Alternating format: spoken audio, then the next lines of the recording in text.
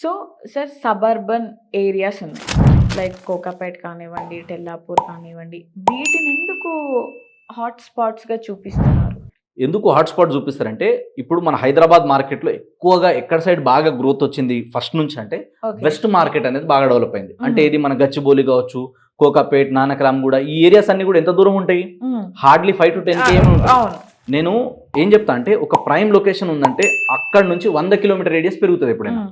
For example Hyderabad ఉంది కదా, హైదరాబాద్ నడి ఒడ్డు నుంచి 100 కిలోమీటర్ రేడియస్ ఎప్పటికైనా డెవలప్ అవుతుంది. ఓకే. ఎయిర్పోర్టు అండ్ హైదరాబాద్ మేజర్గా తీసుకుంటే 100 కిలోమీటర్ రేడియస్ ఖచ్చితంగా అప్రిషియేషన్ వస్తుంది.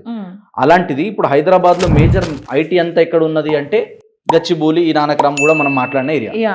ఇది దాటి కొంచెం ముందుకు వెళ్తే మనకి పటాన్చెరు, సంగారెడ్డి ఇదంతా కూడా బెల్ట్ మొత్తం తీసుకుంటే అప్ టు సంగారెడ్డి వరకు ఆల్రెడీ లక్షలలో ఎంప్లాయ్మెంట్ ఉంది, డెవలప్మెంట్ ఇక్కడ ఉన్నాయి.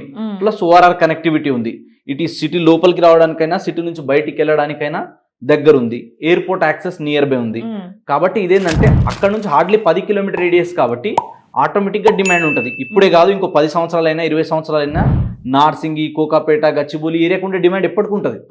అవి కొన్ని ప్రైమ్ సెగ్మెంట్స్, దానికి ఉండే డిమాండ్ ఎప్పుడు ఉంటుంది, అది Okay. తగ్గడం ఉండదు, ఇంకా పెరిగితే కానీ తగ్గదు. సో ఆ ఏరియాలకు ఉండే డిమాండ్ ఎప్పుడు అలాగే ఉంటుంది. సో అక్కడ కొనాలనుకున్న వాళ్ళు, అంత అఫోర్డ్ చేయగలుగుతాం అనుకున్న వాళ్ళు అక్కడ వెళ్తారు. లేదు అంత అఫోర్డ్ చేయలేము అనుకున్న వాళ్ళు ఏం చేస్తారు, అక్కడ నుంచి కొంచెం డిస్టెన్స్ వెళ్తారు. ఓకే. సో ఇంకొంచెం డిస్టెన్స్ వెళ్ళి అక్కడ వెళ్ళి కొనుక్కుంటారు. అప్పుడు ఏమవుతుంది, వాళ్ళ బడ్జెట్లో వస్తుంది, కొంచెం ఫ్యూచర్లో అప్రిషియేషన్ పెరగడానికి ఎక్కువ ఛాన్స్ ఉంటుంది. Okay. So area to area మారిపోతూ ఉంటుంది. సో ఇప్పుడు ఇక్కడ పెరిగిపోయింది కదా, సో కొందరు ఏం చేస్తారంటే ఇట్లాంటి నెక్స్ట్ ఏరియాస్ ఎక్కడ ఉన్నాయి పెరగబోతున్నాయని చూసుకొని అక్కడ వెళ్ళి ప్రాపర్టీలు కొంటారు. ఓకే.